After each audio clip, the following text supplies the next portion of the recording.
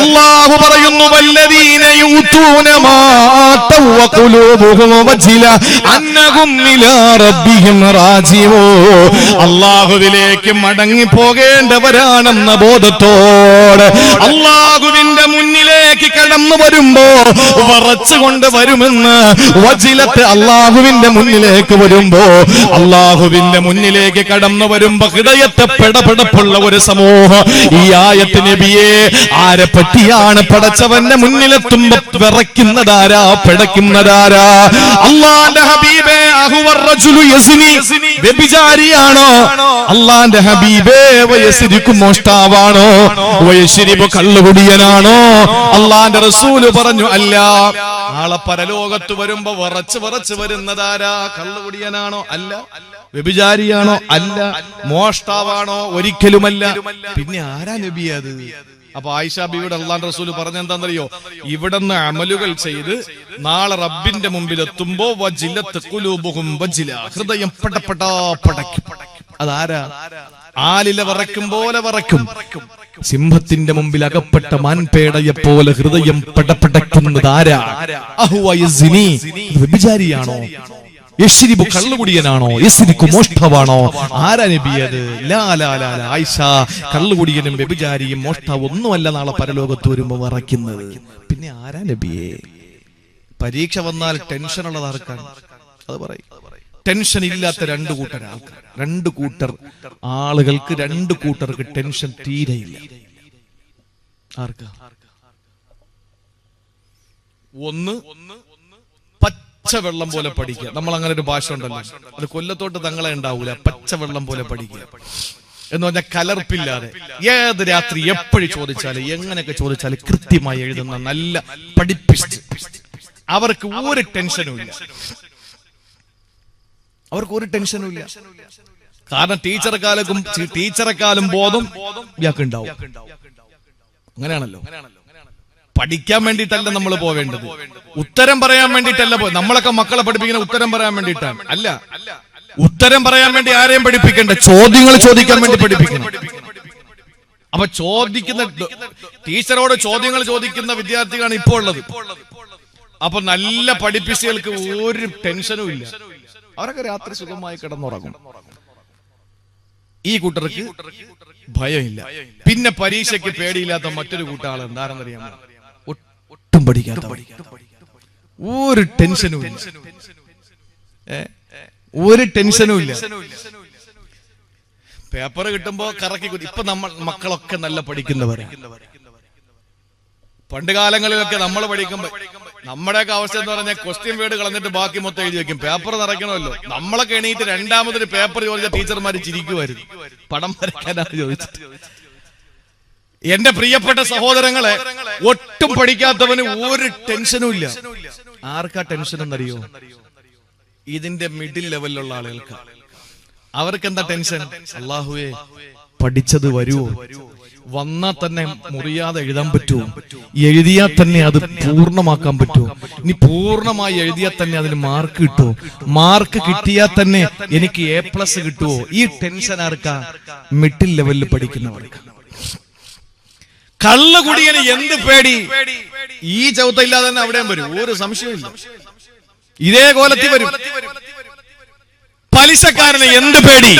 പാവപ്പെട്ടവന്റെ ചോരയും നീരിലും മുങ്ങിക്കുളിക്കുന്ന സാമ്രാജ്യങ്ങൾ കെട്ടിപ്പടുത്തിയിട്ട് തന്റെ കൊടവയറ് തടകിയിട്ട് മിതപ്പലിശയെന്നും അമിതപ്പലിശയെന്നും വട്ടിപ്പലിശയെന്നും പറഞ്ഞ് പലിശയ്ക്ക് പണം എഴുതിയെടുത്തിട്ട് പാവപ്പെട്ടവന് 1000 രൂപ മകളെ ആശുപത്രിയിൽ കൊണ്ടുപോകേണ്ട ഗതികേട് വരുമ്പോൾ 1000 രൂപ എറിഞ്ഞിട്ട് 1100 തിരിച്ചു പിടിക്കുന്ന നാണം കെട്ട പലിശ വാങ്ങുന്ന പലിശബോധികളായ ധിക്കാരികളായ. പലിശ എന്ന് പറഞ്ഞാൽ എന്റെ പ്രിയപ്പെട്ടവരെ, ഗൗരവത്തിൽ നിങ്ങൾ മനസ്സിലാക്കണം. 77 ശാഖയുണ്ട് എന്ന് പറയുമ്പോൾ ആ 77 ശാഖയിൽ ഒരു ശാഖ, ഏറ്റവും മുകളിലത്തെ ശാഖ എന്ന് പറയുന്നത് അള്ളാഹുവിന്റെ പരിശുദ്ധമായ ദീൻ നമ്മെ പഠിപ്പിച്ചത് 70-ലധികം ശാഖകളുണ്ട് പലിശയ്ക്കല്ല കൊടുക്കുന്ന ശിക്ഷ. ഈ 70-ൽ ഏറ്റവും ലഘു ലഘുവായ പലിശയ്ക്ക് അല്ല കൊടുക്കുന്ന ശിക്ഷ എന്തെന്നറിയോ? എഴുതി വെച്ചോ, പഠിച്ചു വെച്ചോ, ഓർത്തു വെച്ചോ, മനസ്സിൽ കുറിച്ചു വെച്ചോ. പലിശക്കാരന് 70 ചില്ലുവാനം വരുന്ന ശാഖകളുണ്ട്. ഏറ്റവും ചെറിയ ശാഖയ്ക്ക് അല്ലാഹു കൊടുക്കുന്ന ശിക്ഷ സ്വന്തം മാതാവിനെ വ്യഭിചരിക്കുന്നവന് കൊടുക്കുന്ന ശിക്ഷയാ. എന്തർത്ഥം പറയാനായതില്, എന്ത് വ്യാകരണം പറയാനായതില്, എന്ത് തഫ്സീർ പറയാനായതില്, എന്തായതിലും മേൽവിലാസം പറയുക. ഇതിത്രയും പഠിച്ചു വെച്ചിട്ട് പാവപ്പെട്ടവന്റെ ചോരയും നീരും കൊടുത്തിട്ട് യക്ഷികളെ പോലെ പാവപ്പെട്ടവന്റെ ചോര ഊട്ടിക്കുടിക്കുന്ന മക്കൾക്ക് വയറ് നിറച്ച് ഭക്ഷണം കൊടുക്കുന്ന ഈ സമുദായത്തിൽ പലിശ വാങ്ങി ജീവിക്കുന്നവനോട് പറയാനുള്ളത്, പലിശക്കാരാ, നാളെ പരലോകത്ത് നീ പേടിക്കേണ്ടി വരില്ല. നീ കിടക്കേണ്ടി വരുന്നത് കത്തിയാളുന്ന നരകത്തിന്റെ ഭീകരമായ കുണ്ടിലേക്കാണ് നീ പോവുക. ഒരു സംശയവും അക്കാര്യത്തിൽ വേണ്ട. ആ കുണ്ടിലേക്ക് നീ ആപതിക്കപ്പെടും. നീ ആ കുണ്ടിലേക്ക് നീ നീന്തി തുടിക്കുന്നത് വെറുതെ പറഞ്ഞതല്ല. അഷ്റഫുൽ ഖൽഖ് സല്ലല്ലാഹു അലൈഹി വസല്ലം തങ്ങൾ നേരിട്ട് കണ്ട അനുഭവങ്ങൾക്ക് പുറമെ സ്വപ്നത്തിലൂടെ അറിയിക്കപ്പെട്ട ചില വിശദീകരണങ്ങളിൽ ഹദീസിന്റെ ഗ്രന്ഥങ്ങളിൽ കാണാൻ കഴിയുന്നു. രക്തപ്പുഴയിൽ ഒരാൾ നീന്തുന്നു. അയാൾ കരയിലേക്ക് കയറാൻ വേണ്ടി അടുക്കുമ്പോ, കരയിലേക്ക് കയറാൻ വേണ്ടി വരുമ്പോ പുറത്ത് നിൽക്കുന്ന ആള് കരിങ്കല്ല് കൊണ്ട് അയാളെ എറിയുന്നു. അയാൾ വീണ്ടും നേരെ രക്തപ്പുഴയിൽ ചെന്ന് വീഴുന്നു. വീണ്ടും അയാൾ നീന്തി കയറാൻ ശ്രമിക്കുന്നു. അയാളെ വീണ്ടും കല്ലെറിയുന്നു. ആരാ ജിബ്രീലേ ഇത്? ആ കിടക്കുന്നവൻ പലിശക്കാരനാ. ആ പാവപ്പെട്ട കരയിൽ നിന്ന് കല്ലെറിയുന്ന മലക്ക്, ആ മലക്ക് അവനെ കരയിലേക്ക് കയറ്റാതെ കല്ലെറിയുന്നത് ചോര പുഴയിൽ അവൻ മുങ്ങുകയാണ്. അവൻ നീന്തി കയറാൻ ശ്രമിക്കുന്നുണ്ട്. എന്താ നബി, എന്താ ജിബ്രീലേ ഈ ചോരപ്പുഴയിൽ അവൻ മുങ്ങാൻ കാരണം? അഷ്റഫുൽ ഖൽക്കിനോട് പറയുന്നു, പാവപ്പെട്ടവന്റെ ചോര ഊറ്റിയല്ലേ യക്ഷികളെ പോലെ അവൻ കുടിച്ചത് ഭൂമിയിൽ. അതുകൊണ്ടാണ് പലിശ വാങ്ങുന്നവരാണ്. സമയത്ത് കൊടുത്തില്ലെങ്കിൽ ഹദീസ് ഇങ്ങനെ തുളുമ്പും. ഹദീസ് ചാടുക, ഉടനെ പലിശക്കാരന്റെ വായന ഹദീസുകൾ വരികയല്ലേ. എടാ, മുനാഫിക്കിന്റെ സ്വഭാവം കാണിക്കുന്നു, പറഞ്ഞ വാക്ക് പാലിക്കണ്ടേ? ആരാ ചോദിക്കുന്നത്? പലിശയുടെ പണം പിറ്റേ ദിവസമായി പോയാൽ. ഹദീസുകൾക്കൊന്നും ഒരൊട്ടും കുറവില്ല. ഈ നിലയിലേക്ക് നമ്മുടെ സമൂഹം എത്തപ്പെടുമ്പോൾ എന്റെ പ്രിയപ്പെട്ട സഹോദരങ്ങളെ, ജീവിതത്തിൽ നാം മനസ്സിലാക്കുക, പലിശക്കാരനും ഒരു ഭയവും ഇല്ല. കാരണം അവൻ നരകത്തിൽ തന്നെ. അപ്പൊ ആരാ പേടിക്കുന്നത്? ആരാ വിറയ്ക്കുന്നത്? അതാ നമ്മുടെ അവസാനത്തെ വിഷയം. ആയിഷ ബീവിയോട് അല്ലാഹുവിന്റെ റസൂൽ പറയുന്നു, ആയിഷ, ആരാണ് പേടിക്കുന്നതെന്നറിയോ? ഇന്നമാ ഹുവ الرجل يسوء لكنه الرجل يصوم ويصلي ويتصدق. നിസ്കരിക്കുന്നവനാ, സകാത്ത് കൊടുക്കുന്നവനാ, അല്ലാഹുവിന് വേണ്ടി നോമ്പ് പിടിക്കുന്നവനാ, അല്ലാഹുവിന് വേണ്ടി സൂക്ഷ്മതയോടെ ജീവിക്കുന്നവനാ. അവൻ എന്തിനാണ് അല്ലാഹുവിന്റെ പരലോകത്തെത്തുമ്പോ പേടിക്കുന്നതെന്നറിയോ? വഹും യഖാഫൂന അല്ലാ യഖ്ബലല്ലാഹു മിൻഹു. അല്ലാഹു അവരിൽ നിന്ന് സ്വീകരിക്കൂലയോ എന്ന പേടിയാ. അതുകൊണ്ട് സഹോദരാ, നമ്മൾ പേടിക്കണം എപ്പോഴും. എന്തുകൊണ്ടാണ്?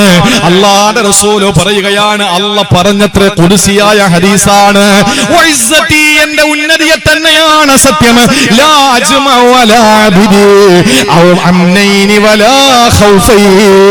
എന്റെ അടിമകളിൽ ഞാൻ 2 ഭയവും 2 നിർഭയത്വവും ഞാൻ ഒരുമിച്ച് കൊടുക്കൂല. 2 നിർഭയത്വവും 2 ഭയവും ഞാൻ ഒരുമിച്ച് കൊടുക്കൂല. എന്താണെന്നറിയോ? ഇവിടെ നിർഭയത്വം ഉണ്ടെങ്കിൽ നാളെ അവിടെ ഭയക്കേണ്ടി വരും. ഇവിടെ ഭയന്നാൽ നാളെ അവിടെ നിർഭയത്വം. ഇവിടെ ചിരിച്ചാൽ നാളെ അവിടെ കരയും. ഇവിടെ കരഞ്ഞാൽ നാളെ അവിടെ ചിരിക്കും. അള്ളാഹു അവിടെ ചിരിക്കാൻ തൗഫീക്ക് തരട്ടെ. നാളെ അവിടെ ചിരിക്കാൻ തൗഫീക്ക് തരട്ടെ. ഇവിടെ കരഞ്ഞോളി, ഇഷ്ടം പോലെ കരഞ്ഞോളി. പലരും വന്നിട്ട് പറയാ, നിങ്ങൾ ഈ കരച്ചിൽ ഇതുവരെ നിർത്താറായില്ലേ? അതെ, ഞങ്ങൾ കരയും. ഞങ്ങൾ കരയാൻ വേണ്ടി വിധിക്കപ്പെട്ടവരാ. ഞങ്ങൾ അന്ന് മുതൽ കരയാൻ തുടങ്ങിയവരാ. പക്ഷേ ഞങ്ങൾ ഇവിടെ കരയാൻ വേണ്ടി വന്നവരാ. കരയുന്നവരാ. ചിരിക്കും. എപ്പോഴെന്നറിയോ? നാളെ റബ്ബിന്റെ മുമ്പിലെത്തും. അന്ന് ഇവിടെ പൊട്ടിച്ചിരിച്ചവരുണ്ടല്ലോ, ഇവിടെ ആർത്തട്ടഹസിച്ചവരുണ്ടല്ലോ, നാളെ അവിടെ കരയും. അത് നമ്മൾ കാണും ഇൻഷാ അല്ലാഹ്. അല്ലാഹു അതിന് തൗഫീഖ് നൽകി അനുഗ്രഹിക്കുമാറാവട്ടെ. ഒരു മഹത്വദന വചനം ഇഹ്യാ ഉലൂമുദ്ദീനിൽ നിന്ന് ഞാൻ എടുത്തുകൊണ്ട് നിങ്ങളെ മനസ്സിലാക്കാൻ വേണ്ടി ഞാൻ ഇട്ടുകൊണ്ട് ഞാൻ അവസാനിപ്പിക്കുകയാ. എന്താ പറഞ്ഞെന്നറിയോ? മൻ ഖാഫ ശൈഅൻ ഹറബ മിൻഹു മൻ ഖാഫ അല്ലാഹ ഹറബ ഇലൈഹി. എല്ലാത്തിൽ നിന്നും വ്യത്യസ്തമാണ്. ഞാൻ പറഞ്ഞല്ലോ, നമ്മൾ ചിന്തിക്കുന്നത് പോലെയല്ല, ഞങ്ങൾ ചിന്തിക്കുന്നത് പോലെയല്ല, നമ്മൾ മനസ്സിലാക്കുന്നത് പോലെയല്ല. എന്നാൽ നമ്മുടെ ജീവിതത്തിൽ നമ്മൾ നേരത്തെ ഞാൻ ആമുഖം പറഞ്ഞത് എങ്ങനെയാണ്? കോവിഡിന്റെ വിഷയത്തിൽ നമ്മൾ പറഞ്ഞതൊന്ന്, നമ്മൾ കേൾക്കുന്നതൊന്ന്, നമ്മൾ ചിന്തിക്കുന്നതൊന്ന്, അള്ളാഹു നടപ്പിലാക്കുന്നതൊന്ന്. അതെ, അള്ളാഹു അങ്ങനെ തന്നെയാണ്. ആ തുടങ്ങിയ സ്ഥലത്തേക്ക് ഞാൻ മടങ്ങിപ്പോയി അവസാനിപ്പിക്കട്ടെ. എന്താണെന്നറിയോ പ്രിയപ്പെട്ട സഹോദരങ്ങളെ? അള്ളാഹുവിന്റെ പരിശുദ്ധമായ ദീനിന്റെ അകക്കാമ്പ് തൊട്ടറിഞ്ഞ മഹാന്മാരുടെ ഗ്രന്ഥങ്ങളിൽ കാണാൻ കഴിയുന്നത് മൻ ഖാഫ ശൈഅൻ ഹറബ മിൻഹു മൻ ഖാഫ അല്ലാഹ ഹറബ ഇലൈഹി. അല്ലേ, ചിന്തിച്ചു നോക്ക്. ഒരാളെ നമുക്ക് പേടിയാണെങ്കിൽ, ഒരാളെ നമുക്ക് ഭയമാണെങ്കിൽ ദുനിയാവിൽ അയാളിൽ നിന്ന് നമ്മൾ ഓടി ഒളിക്കാൻ ശ്രമിക്കും. പക്ഷേ ഒരാളെ നമുക്ക് പേടിയാണെങ്കിൽ അയാളിൽ നിന്ന് എത്രയും പെട്ടെന്ന് ഓടി ഒളിക്കാൻ ശ്രമിക്കുന്ന നമുക്ക് അള്ളാഹുവിനെ പേടിച്ചാൽ നമ്മൾ ഓടി ഒളിക്കുകയല്ല, അവനിലേക്ക് അങ്ങ് ചെന്ന് അടുക്കുകയാ ചെയ്യുക. ചിന്തിച്ചിട്ടുണ്ടോ? ഒരു സെക്കൻഡ് നിങ്ങൾ ചിന്തിച്ചിട്ടുണ്ടോ? നമ്മളിപ്പോ ഒരാളെ ഭയന്ന് കഴിഞ്ഞാൽ പരമാവധി അയാളിൽ നിന്ന് ഓടി ഒളിക്കാൻ നോക്കും. ഇനി അതല്ല, അള്ളാഹുവിനെ പേടിച്ചാലോ പരമാവധി ചെന്ന് അങ്ങോട്ട് ചേരണം. അല്ലേ?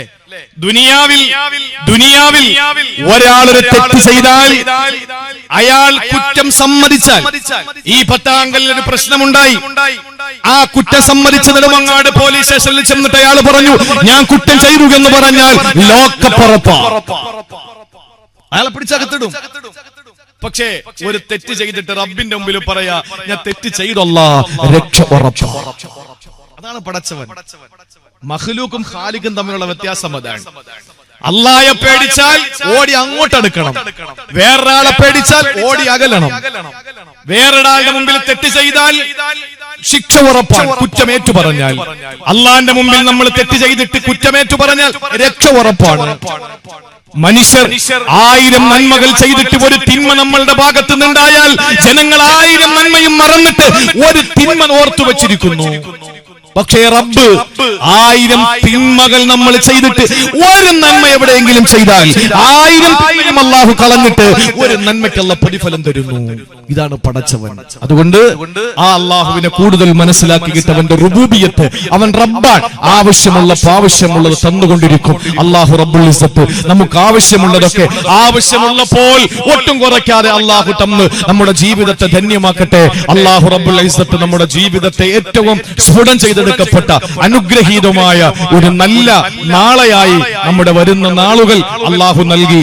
ഈ മുസീബത്ത് നാം അനുഭവിക്കുന്ന കോവിഡ് മഹാമാരി ഉണ്ടോ ഇല്ലയേ അല്ലാഹു ആലം. 17,000 ഡോക്ടർമാർ പറഞ്ഞു ഇനി ജനങ്ങളെ പൊട്ടന്മാരാക്കാൻ നമുക്ക് വയ്യ. 17,000 പിന്നെ ഡോക്ടർമാര് ഒരുമിച്ച് അവര് പറയാണ് ഞങ്ങൾ 17,000 ഡോക്ടേഴ്സ് ഉണ്ട്, ഞങ്ങൾ പറയാ ഇനി പൊട്ടന്മാരാക്കാൻ ഞങ്ങളില്ല, ജനങ്ങളെ കബളിപ്പിക്കാൻ ഞങ്ങൾ ഇനി ഇല്ല എന്ന് 17,000 ഡോക്ടർമാർ തുറന്നു സമ്മതിച്ചു. ലോകാരോഗ്യ സംഘടന ഒട്ടൻ തീരുമാനം അറിയിച്ചു. ഈ വർഷത്തെ പാതി കൊണ്ട് തന്നെ കോവിഡ് പമ്പ കടക്കും. എന്തായിരുന്നാലും നമുക്കൊന്നും അറിയില്ല, കുറെ പേരും മരിച്ചു. നമ്മളൊക്കെ മണോ അറിയായില്ല ഗുണോ അറിയാതെ വീട്ടിനകത്ത് ഇരിക്കേണ്ടി വന്നു. കോവിഡ് ഉണ്ടോ ഇല്ലയോ, വാക്സിൻ എടുത്തോ എടുത്തില്ലേ, എടുത്ത എന്തെങ്കിലും പ്രശ്നം ഉണ്ടാവോ ഇല്ലേ, ഇതൊന്നും നമുക്കറിയില്ല. ഇതെല്ലാം അല്ലാഹു റബ്ബല്ലേ പടിപടിയായി വേണ്ട സമയത്ത് വേണ്ട പോലെ ചെയ്ത് എല്ലാം മാറ്റി അൽഹംദുലില്ലാ പള്ളിയൊക്കെ ഇങ്ങനെ അടുത്തടുത്ത ആളുകൾ അടുത്തടുത്ത് വരിക. പക്ഷേ ചില പള്ളികളിൽ ഇപ്പോഴും ഈ അതിന് ഇടയിൽ തൂണുകൾ കെട്ടാൻ വേണ്ടി നിൽക്കുക, പിന്നെ ഇത് ശ്രമിച്ചുകൊണ്ടിരിക്കാൻ, ആളുകൾ അടുപ്പിക്കാതിരിക്കാൻ വേണ്ടി ഇടയ്ക്കിടയ്ക്ക് തൂണുകൾ വെക്കാൻ വേണ്ടി നിൽക്കുക. ചില പള്ളികളിൽ പോയി കഴിഞ്ഞാൽ അല്ലാഹു അക്ബർ എന്തൊരകലമാണ്. ഇപ്പോഴും മാറിയിട്ടില്ല, അതൊന്നും മാറിയിട്ടില്ല. നിങ്ങൾ പറയും പോലെ ഒന്നും അല്ലെന്നാ. ഹൗലുകളിൽ വെള്ളം നിറയ്ക്കാറായിട്ടില്ല പള്ളികളിൽ. ഹൗലുകളിൽ പള്ളിയിൽ AC ഇട്ടാൽ ഭയങ്കര പ്രശ്നം. ആരൊക്കെ വരുന്നതെന്നറിയോ, എത്ര പേർക്ക് തുമ്മലുണ്ടെന്നറിയോ, എത്ര പേർക്ക് തൂറ്റലുണ്ടെന്നറിയോ, ഇതൊക്കെ പരാതി.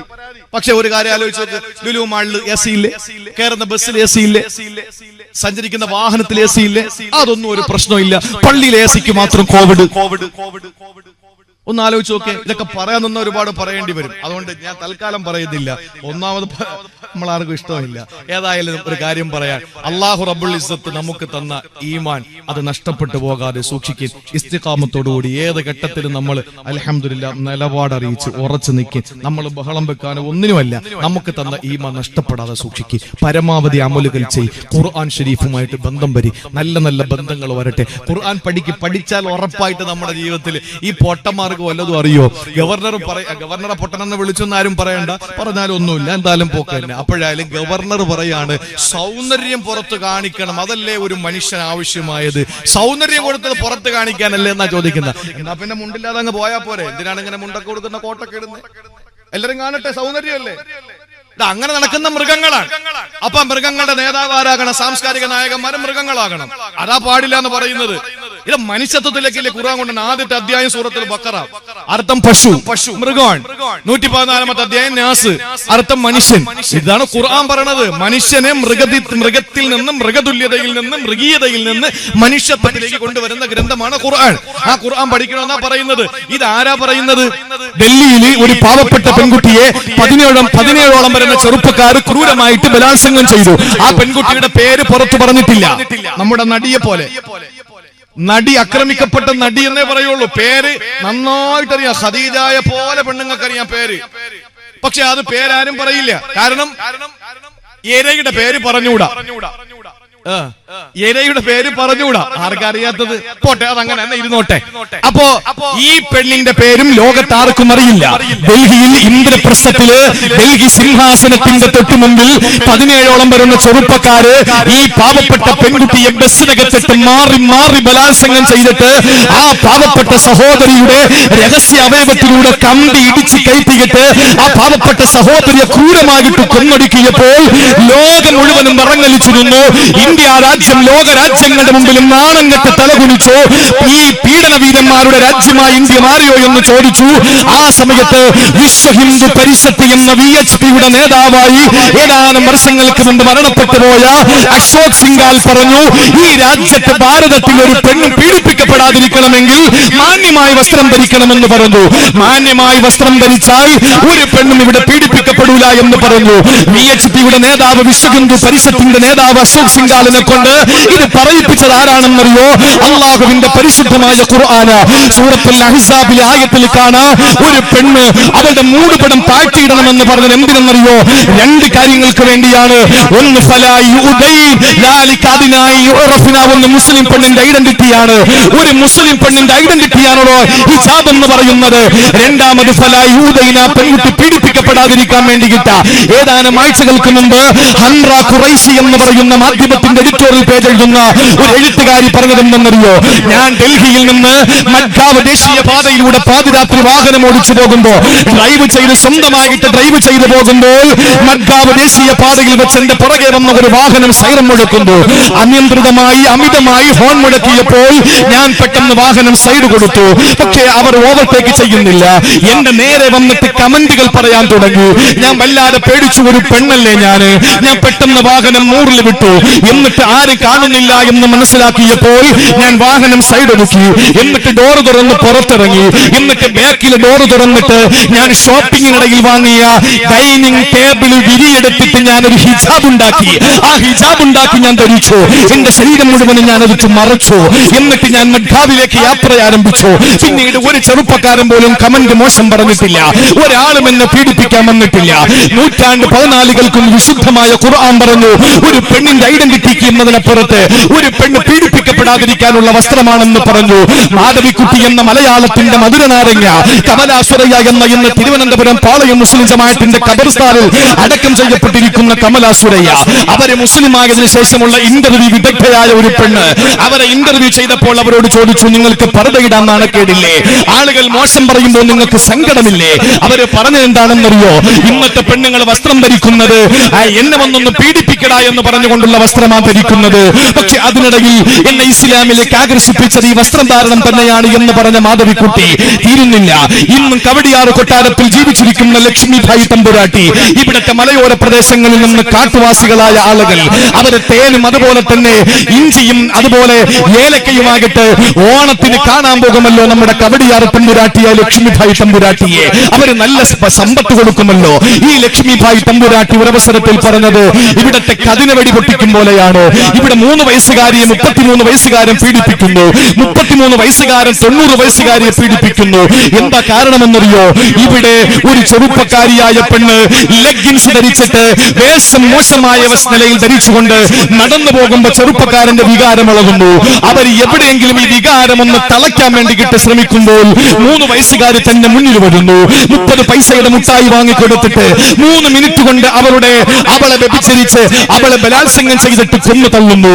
ഈ നിലയിൽ ചെറുപ്പക്കാരികൾ മോശമായ വസ്ത്രം ധരിച്ചതുകൊണ്ടാണ് 3 വയസ്സുകാരി പീഡിപ്പിക്കപ്പെട്ടത് എന്ന് പറഞ്ഞത് ഞാനല്ല, ഇവിടുത്തെ ഏതെങ്കിലും മുസ്ലിം നാമധാരികളായ സ്ത്രീകളായിരുന്നില്ല. പറഞ്ഞതാരായിരുന്നു? ലക്ഷ്മിഭായി തമ്പുരാട്ടി എന്ന ഇന്നും കവടിയാറ് കൊട്ടാരത്തിൽ ഇവിടെ ഉല്ലസിക്കുന്ന പ്രിയപ്പെട്ട തമ്പുരാട്ടി പറഞ്ഞതാ. ആ തമ്പുരാട്ടിമാരിൽ അവസാനത്തെ ആ ഇളം തമ്പുരാട്ടി അവര് പറഞ്ഞതാണ് ഇവിടെ കതിനയ്ക്ക് തിരികൊളുക്കും പോലെയാ. ഇവിടെ വെച്ചിട്ട് കതിനയ്ക്ക് തിരികൊളുത്താൽ പൊട്ടുന്നത് മുകളിൽ ചെന്നിട്ടാ എന്ന് പറഞ്ഞാൽ കാണുന്നത് ഒരു പെണ്ണിന്റെ ലെഗിൻസ് ആണ്. വ്യഭിചരിക്കുന്നതും ബലാത്സംഗം ചെയ്യുന്നതും 3 വയസ്സുകാരിയാ. ഈ നിലയിൽ മോശമായ വസ്ത്രം ധരിച്ചുകൊണ്ട് നടക്കുന്ന പെണ്ണുങ്ങൾക്കെതിരെ ഇവിടുത്തെ മുഴുവൻ രാഷ്ട്രീയക്കാർ, മുഴുവൻ സംഘടനക്കാർ, എല്ലാ ബോധമുള്ളവരും ശബ്ദിച്ചപ്പോൾ അതൊന്നും ഒരു പ്രശ്നമായില്ല. ഖുർആനിന്റെ ഒരു നിയമം പ്രസംഗിച്ച ഒരു ഉസ്താദ് സംസാരിച്ചാൽ അവൻ മതമൗലികവാദിയാകുമാണോ? 1000 വട്ടം ഞങ്ങൾ മതമൗലികവാദിയാ. പരിശുദ്ധമായ ഖുർആൻ മുസ്ലിം പെണ്ണിനോടാ പറഞ്ഞത് മാന്യമായി വസ്ത്രം ധരിക്കാൻ. നിങ്ങൾക്ക് നിങ്ങളുടെ വസ്ത്രം ധരിക്കാതെ ഔറത്ത് ഒളിവാക്കിയിട്ട് എല്ലാവരെയും സൗന്ദര്യം കാണിക്കണമെങ്കിൽ നിങ്ങൾ നടന്നോ? അതിനും ഇന്ത്യയിൽ സ്വാതന്ത്ര്യമുണ്ട്. ഞങ്ങളുടെ പെണ്ണുങ്ങളെ തുണി ഉടുപ്പിക്കാൻ നിങ്ങൾ വരണ്ട, ഞങ്ങളെ പെണ്ണുങ്ങളെ തുണി ഉടുപ്പിക്കാൻ നിങ്ങൾ വരണ്ട. അത്ര ഞങ്ങൾക്ക് പറയാനുള്ളൂ.